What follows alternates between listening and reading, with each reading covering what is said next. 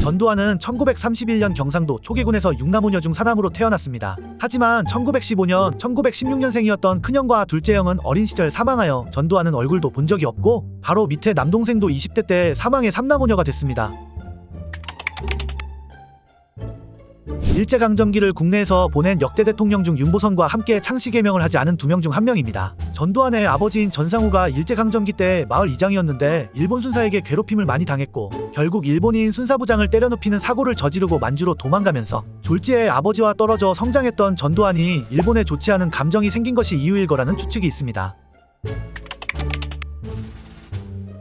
1951년 육군사관학교에 입학했습니다. 전쟁 중이었던 당시 상황으로 인해 졸업하자마자 소대장으로 전선에 투입되는 것을 꺼린 합격자들이 대거 입학을 포기하면서 추가 합격으로 들어갈 수 있게 되었습니다. 4년제로 정식 개교한 육사의 첫 기수였기 때문에 입학 당시엔 육사 1기로 입학했지만 추후 육군 측에서 임시개교 시절 졸업생들에 대한 예우 차원으로 기수를 부여하면서 11기로 밀려났습니다. 졸지에 1기에서 11기가 된 11기생들이 항의했지만 받아들여지지 않았고 이는 11기생들이 유난히 끈끈해지는 계기가 되었습니다. 서울대학교의 ROTC 교관으로 근무하던 중인 1961년 5월 16일 박정희가 5.16 군사정변을 일으켰고 전두환은 이때가 기회라고 생각했습니다. 젊고 정의로운 이미지의 육사생도들이 5.16에 대한 지지선언을 한다면 국민들이 혁명의 정당성과 정통성을 인정할 것이라고 생각하고 지지행진을 지시하기 위해 육사로 향했습니다. 육사교장 강영호는 지지행진을 거부했지만 전두환은 박정희에게 이를 보고하고 강영호는 구금되었습니다. 결국 육사 생도들은 지시를 따를 수밖에 없어 혁명 지지행진을 했고 군사정변의 정당성 부여에 도움을 주었습니다. 이로 인해 전두환은 박정희의 신임을 얻어 국가재건 최고의 비서관이 되었습니다.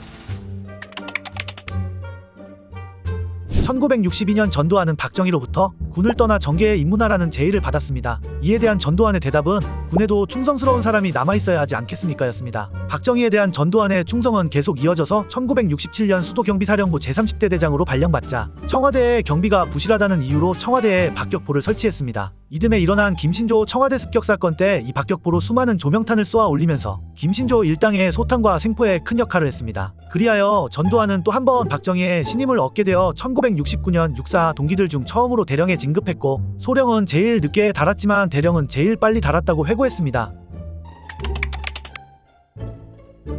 전두환이 박정희에게 정계 입문 제의를 받을 때 같은 제안을 받고 정계에 입문한 사람이 있었는데 바로 차지철입니다. 차지철과 전두환은 이전부터 라이벌 의식이 있었습니다. 육사 12기에 지원했다가 탈락한 차지철은 육사 출신 인사들에게 질투심이 있었고 육사 11기인 전두환은 그런 차지철을 자신보다 아랫사람으로 생각했는데 그 아랫사람이 자신을 작전차장보 겸 보안차장으로 추천하여 임명됐고 박정희의 오른팔로 승승장구하며 점점 월권행위까지 일삼는 모습이 영못마땅했습니다. 하지만 결국 군에 남기를 택한 전두환과 정치 입문을 택한 차지철의 결과는 많이 달라졌습니다.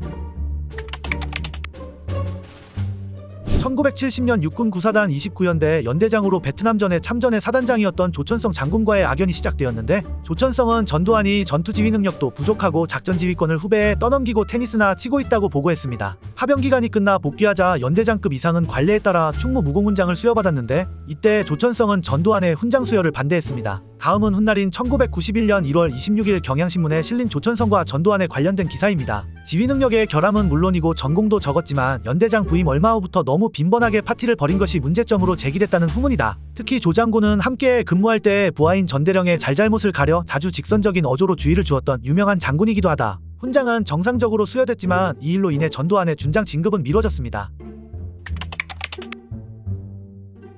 1973년 1월 임기제 준장으로 진급한 전두환은 제1공수특전여단장이 되었습니다. 이때 이 부대에서 복무하던 사병이 전두환에게 우수훈련병사 표창장을 받았는데 그가 바로 문재인입니다. 2017년 대통령 후보 경선 토론회에서 본인이 직접 밝혔습니다.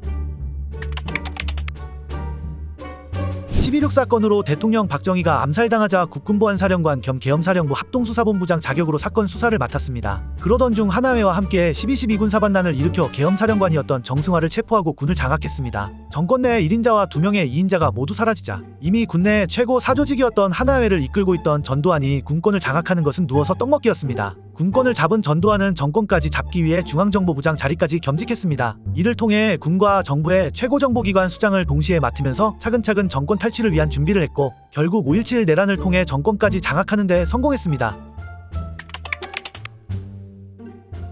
19년 전 박정희가 했던 것과 마찬가지로 초고속 셀프 진급을 진행했습니다. 1980년 3월 1일 중장 진급, 8월 5일 대장 진급으로 5개월 만에 별 2개를 늘렸습니다. 그 후 정식으로 대통령에 취임하기 위해 대장 진급 16일 만인 1980년 8월 21일 예편하였고 6일 뒤인 8월 27일 통일주체국민회의를 개최해 99.37%의 득표율로 11대 대통령에 당선됐습니다.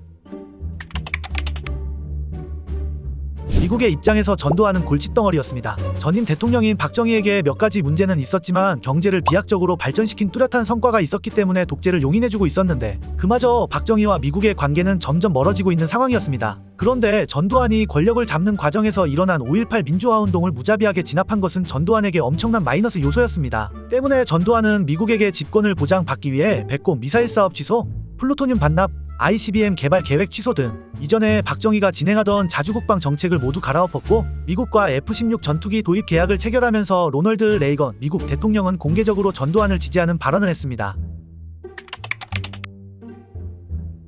전두환은 민심을 얻기 위해 취임하자마자 야간 통행 금지와 심야 영업 금지령을 해제했습니다. 컬러 텔레비전 수상기 보급, 영화 검열 완화, 두발과 교복을 자율화하며 군사정권의 이미지를 지우려 했고 3S 정책을 시행해 국민들의 불만을 외부로 돌렸습니다. 프로야구와 프로축구가 출범하고 86 서울 아시안게임, 88 서울 올림픽을 유치하면서 국민들의 관심을 쏠리게 하는데 성공했습니다. 그러면서 사회학을 청소한다는 명분으로 삼청교육대를 만들고 사회보호법을 제정했습니다. 대학생들이 시위할 엄두도 못 내도록 학원안정법을 제정했고 학교에는 정보형사와 사법경찰이 상주했습니다.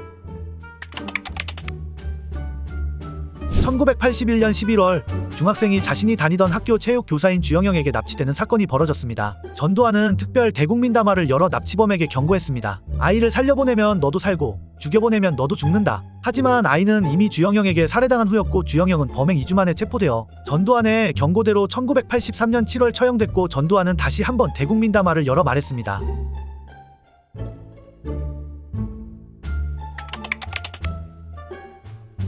전두환 정부는 북한과의 직접 체제 경쟁이 아닌 외교전을 통한 내 편 만들기에 힘을 쏟기 시작했습니다. 그 일환으로 1983년 동남아 대양주 순방 때 사회주의 노선 국가였던 미얀마를 첫 번째 순방국으로 지정했는데 이 순방에서 북한이 전두환을 사살하기 위해 아웅산 묘소 폭탄 테러를 자행했습니다. 전두환은 의전 차량 고장으로 인한 스케줄 지연으로 행사에 제 시간에 도착하지 못하면서 자리에 없어 목숨을 건졌습니다. 또 우리나라가 굵직한 스포츠 대회를 유치하자 북한은 방해 공작을 펼쳤는데 88 서울올림픽 개최를 무산시키기 위해 1987년 11월 29일 대한항공 858편 비행기를 폭파하는 테러를 저질렀습니다. 조사 결과 북한의 지령을 받은 김승일, 김현희가 시한폭탄을 사용해 폭파한 것이 밝혀졌고 김현희를 체포해 압송했습니다. 대통령 직선제가 도입되어 대선을 보름 앞두고 있던 시기에 터진 이 사건을 여당은 안보 이슈로 활용했고 결국 노태우가 당선되는 데 도움이 되었습니다. 이 때문에 일각에서는 대선 승리를 위한 자작극이 아니냐는 의혹도 나왔지만 노무현 정부 시절 시행한 과거사위원회의 재조사에서도 북한의 소행으로 확정했습니다.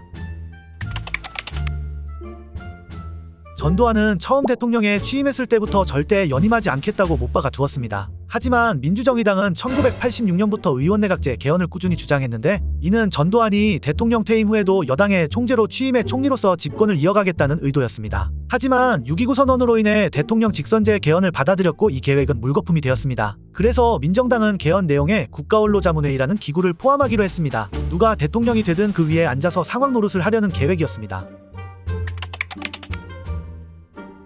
개정된 헌법에 따라 직선제를 통해 노태우가 대통령이 되자 전두환의 상황계획은 순조롭게 진행되는 듯 싶었습니다. 1988년 2월 25일 국가언로자문회의에 전직 대통령 자격으로 의장에 취임했습니다. 하지만 노태우는 국가언로자문회의를 운영하지 않기로 결정하고 기구를 폐지해버렸습니다. 대통령의 재량권을 인정한 법조문을 이용한 결정이었습니다. 체육관 선거가 아닌 국민이 직접 뽑은 대통령이라는 무기로 전두환 지우기에 나선 노태우의 출발이었습니다.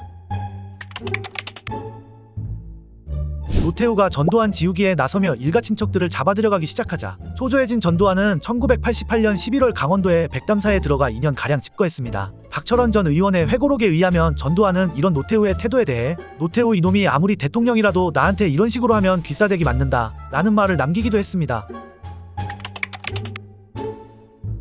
1993년 정권이 또 한 번 바뀌어 김영삼이 대통령에 오르자 본격적인 오공청산이 시작됐습니다. 그리고 1995년 드디어 전두환, 노태우를 구속수감했는데 이때 전두환의 죄목은 이랬습니다. 애초 검찰은 전두환을 불구속 상태에서 수사할 계획이었습니다. 하지만 전두환은 자신이 수사에 응할 이유가 없다며 고향으로 내려가 버렸고, 검찰은 피의자의 도주행위로 간주, 구속영장을 청구해 받아들여지면서 고향에서 체포당해 구속된 것입니다. 이후 재판에서 1심에서는 사형을 선고받았지만 2심에서 무기징역으로 감형됐고, 검찰이 상고했지만 대법원에서 무기징역과 추징금 2205억 원 판결을 확정했습니다. 1997년 12월 김영삼과 차기 대선 후보들의 합의로 특별 사면을 받으면서 출소했습니다. 하지만 추징금은 그대로 유지되었는데 자신은 29만 원밖에 없다는 희대의 명언을 남기며 결국 사망할 때까지 추징금을 완납하지 않았습니다. 2003년에는 5.18 민주화운동을 폭동이라고 발언하여 논란이 되었고, 들고 일어나는 하나의 그 폭동이야. 2008년에는 나한테 대해서는 아직 감정이 안 돼. 내한테 당해보지도 않아놓고 라는 섬뜩한 말도 했습니다. 2017년 출간한 회고록에서 고 조철현 신부를 원색적으로 비난하여 사자명예훼손 혐의로 재판을 진행하던 중 2021년 11월 23일 자택에서 향년 90세의 나이로 사망했습니다. 장례는 가족장으로 치렀으며 화장되어 현재는 연희동 자택에 잠들어 있습니다.